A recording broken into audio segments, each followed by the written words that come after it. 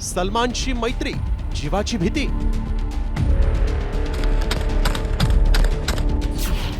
बिश्नोईच्या निशाण्यावर भाईजानचे भाई.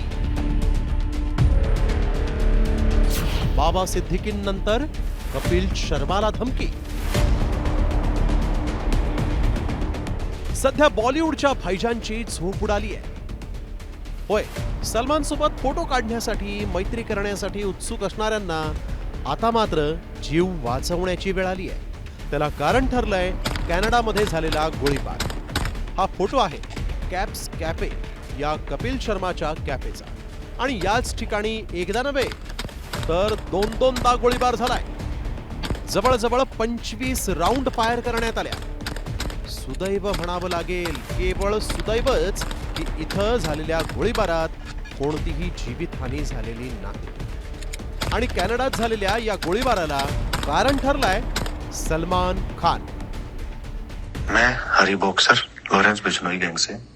ये जो कपिल शर्मा पे पहले और अब ये जो फायरिंग हुई है, ये इसलिए हुई है, इसने सलमान खान को उद्घाटन पे बुलाया था नेटफ्लिक्स के शो पे। और अगली बार जो भी डायरेक्टर, प्रोड्यूसर, कलाकार, इनको सारों को वार्निंग नहीं देंगे। अब सीधी AK-47 ही चलेगी इनकी छाती पे। अगर सलमान खान के साथ किसी ने काम किया तो वो खुद की मौत का जिम्मेदार खुद होगा। जय श्री राम, जय बलकारी. ऐकलत, हा कथित शूटर काय म्हणतोय? तो स्पष्ट धमकी देतोय की जो सलमान खान सोबत काम करेल तो प्रत्येक लहान मोठा माणूस आमच्या निशाण्यावर असेल. त्यामुळे कपिल शर्मा सोबतच सगळ्यांचंच टेन्शन वाढलंय.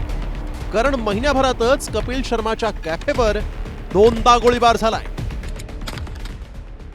4 जुलै 2025 कॅप्स कॅफेचं कॅनडात उद्घाटन. 10 जुलै 2025 कॅफेवर पहिला गोळीबार. 7 ऑगस्ट 2025 कॅफेवर दुसरा गोळीबार. कपिल शर्माच्या शो मध्ये नुकताच सलमान खान येऊन गेला होता. ही धमकी त्यामुळे असावी असं म्हटलं जातं.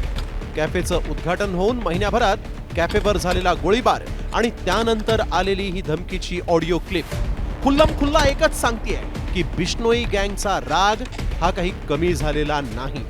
त्यामुळे बॉलिवूडमध्ये सलमानसाठी बळी पडण्याच्या घटना वाढण्याचा धोका आहे. कारण बरोबर 10 महिन्यांपूर्वी मुंबईत 12 ऑक्टोबर 2024 रोजी रात्री 9:30 वाजता भर रस्त्यात माजी मंत्री बाबा सिद्दीकींवर गोळ्या झाडून त्यांचा जीव घेण्यात आला होता. आणि त्यालाही कारण ठरलं ते सलमान खान सोबतची घट्ट मैत्री. ब्युरो रिपोर्ट, साम TV मराठी.